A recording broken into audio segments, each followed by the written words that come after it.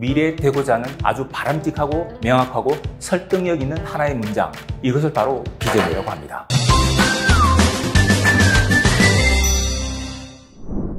안녕하십니까.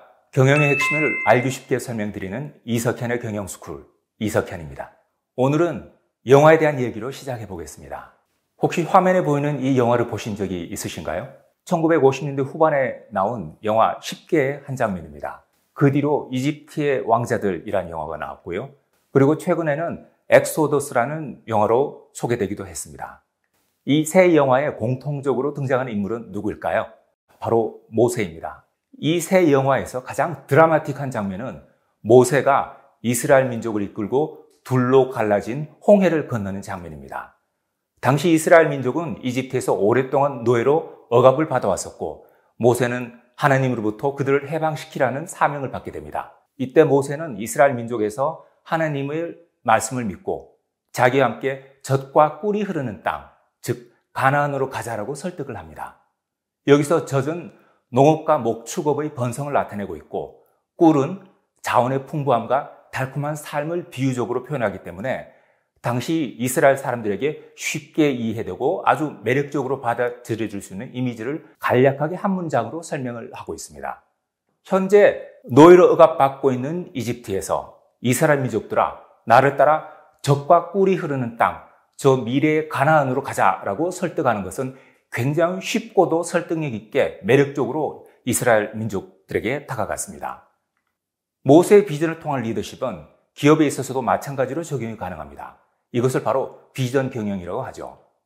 기업에 빗대어 보면은 기업이 현재 있는 상황에서 미래에 달성하고자 되는, 미래에 되고자 하는 아주 바람직하고 명확하고 설득력 있는 하나의 문장, 이것을 바로 비전이라고 합니다. 그럼 이러한 비전은 기업이 과연 어떤 경우에 새로 설립하거나 또 새로 만들게 될까요? 첫 번째는 외부 환경의 변화가 급속하게 일어날 경우입니다.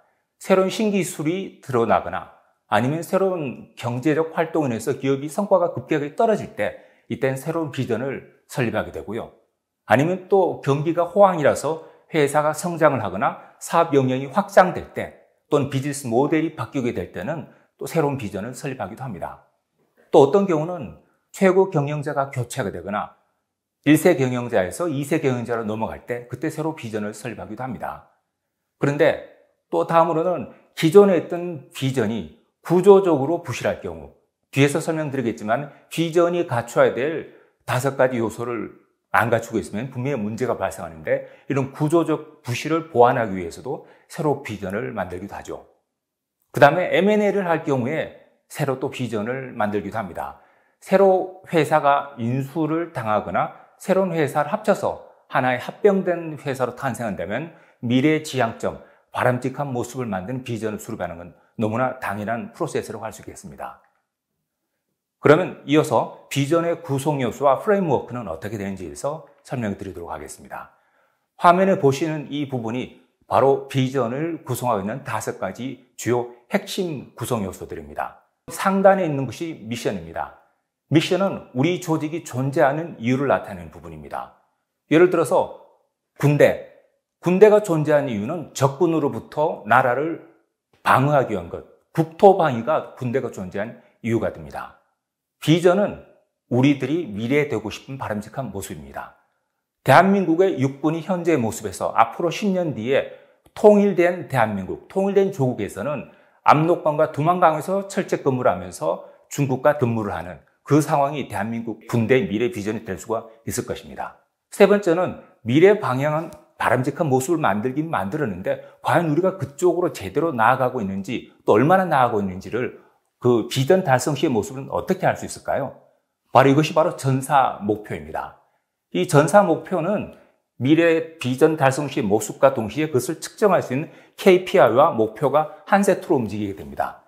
예를 들어서 물류회사를 설명해 보면은 우리 회사는 지금 서울만 중심으로 서비스를 하는 물류회사인데 앞으로 3년 뒤에는 대한민국 전역을 커버하는 멀리는 부산까지 저 멀리 제주도까지 물류 서비스하는 모습이 되고 싶다라고 하면은 이 물류회사의 전사 목표는 대한민국 국토 전체를 커버하는 물류회사가 전사 목표가 될 거고 그 측정하는 KPI는 커버리지가 될 겁니다. 경기도까지 커버할 거냐, 대전 지역까지 커버할 거냐, 아니면 제주도까지 커버할 거냐가 전사 목표가 될 거고요.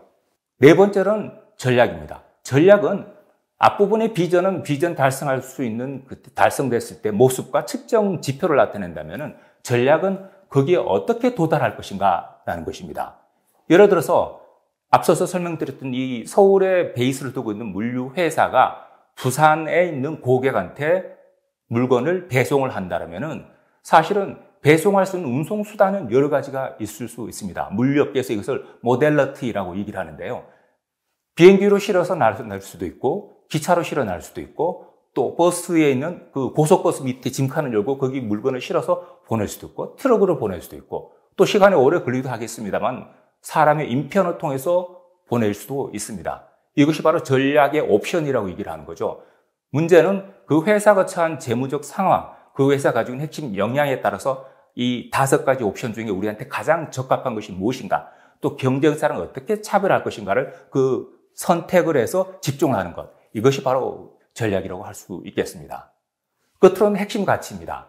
핵심 가치는 우리들이 과연 중요하게 믿는 바는 무엇인가, 우리가 의사결정하고 비전을 달성하고 전략을 수립하고 실행하는 데 있어서 우리는 어떠한 믿음을 가지고 의사결정하는가라는 무형의 자산에 해당되는 핵심 가치입니다. 일반적으로 혁신, 협업 또는 창의, 그리고 인화, 이런 것들이 많은 글로벌 또 국내 대기업에서 내세우는 핵심 가치가 되겠습니다.